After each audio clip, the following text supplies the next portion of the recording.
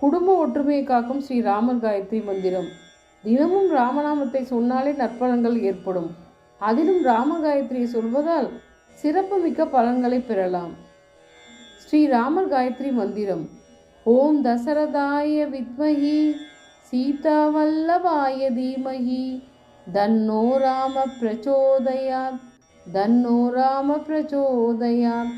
ஓம் தசரதாய வித்மஹி சீதா வல்லபாய தீமஹி தன்னோ ராம பிரச்சோதயாத் தன்னோ ராம பிரச்சோதயாத். இப்பாடலின் பொருள்: தசரதனின் மகனை அறிந்து கொள்வோம். சீதாதேவியின் கணவன் மீது தியானம் செய்வோம். அந்த ஸ்ரீராமன் நமக்கு எல்லா நலன்களையும் வழங்கி அருள் செய்வான் என்பது இதன் பொருள். இந்த காயத்ரி மந்திரத்தை சொல்லி வருவதால் ஆபத்து காலங்களில் நன்மை விளையும், புத்திர பேறு உண்டாகும், பகை விலகும், குடும்பத்தில் ஒற்றுமை வளரும்.